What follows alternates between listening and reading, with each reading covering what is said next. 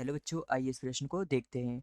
कोल्विसिन का प्रयोग अगुणित कोशिका को द्विगुणित बनाने में किया जाता है। ए स्पिंडल तंतुओं के निर्माण को रोक देती है। बी एक कोशिका चक्र में डीएनए का 2 बार प्रतिलिपिकरण करती है। सी सेंट्रोमियर का निर्माण रोक देती है। डी सूत्री विभाजन को रोक देती है। तो यहाँ पर प्रश्न हमसे कोल्विसिन के बारे में पूछ रहा है, तो हमारी मुख्य मुख्य अवधारणा अवधारणा होगी कि कोल्विसिन क्या है, वह इसका कार्य क्या होता है। तो यहाँ पर हमें कोल्विसिन के बारे में बताना है। इससे पहले हम अगुणित तथा द्विगुणित कोशिका के बारे में जानते हैं कि जो अगुणित अगुणित कोशिका होती है उसमें जो गुणसूत्र होता है उनका केवल एक सेट होता है, इस कारण से इसे एन कहा जाता है। वहीं जो द्विगुणित कोशिकाएं होती है द्विगुणित कोशिकाएं होती है इनमें जो गुणसूत्र होते हैं इनका जो सेट होता है इसमें 2 सेट पाए जाते हैं, 2 सेट पाए जाते हैं। इस कारण से इन्हें 2n भी कहा जाता है। तो यहाँ पर प्रश्न ने पूछा था कि कोल्विसिन क्या होता है। तो कोल्विसिन एक माइट माइटोटिक माइटोटिक विषाक्त विषाक्त होता है तथा यह कोशिका को कोशिका को मेटाफेज में गिरफ्त कर लेता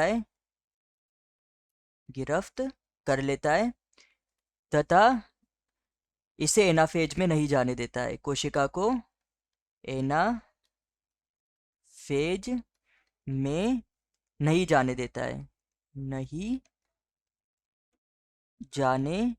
है तथा जो मेटाफेज में गिरफ्त कोशिकाएं होती है उसमें जो स्पंडल तंतु होते हैं,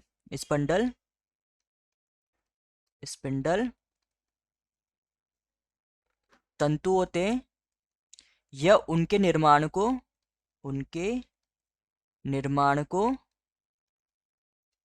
भी रोक देती है। इस प्रकार से यह स्पंडल तंतु अलग नहीं हो पाते हैं, वह कोशिका विभाजन नहीं हो पाता है। तो जो यह कोल्विसिन है यह कोशिका विभाजन को भी रोक देती है, कोशिका विभाजन रोक देती है। तो यहाँ पर ए है हमारे पास स्पिंडल तंतुओं का निर्माण रोक देती है, तो यह हो जाएगा सत्य कि जो कोल्विसिन होती है यह स्पिंडल जो तंतु होते हैं उनके निर्माण को रोक देती है। बी है हमारे पास एक कोशिका चक्र में डीएनए को 2 बार प्रतिलिपिकरण करती है। तो जो कोल्विसिन है यह डीएनए का 2 बार प्रतिलिपिकरण नहीं करती है, यह कोशिका को मेटाफेज में रोककर जो गुणसूत्र होते हैं उनकी संख्या को या उनके सेट को डबल कर देती है। तो यह भी हो गया गलत।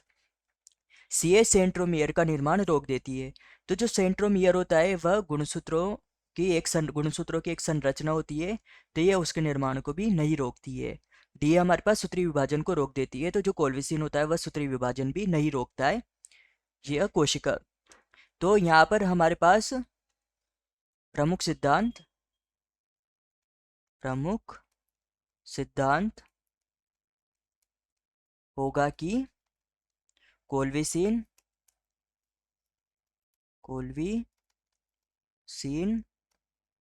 का उपयोग अगुणित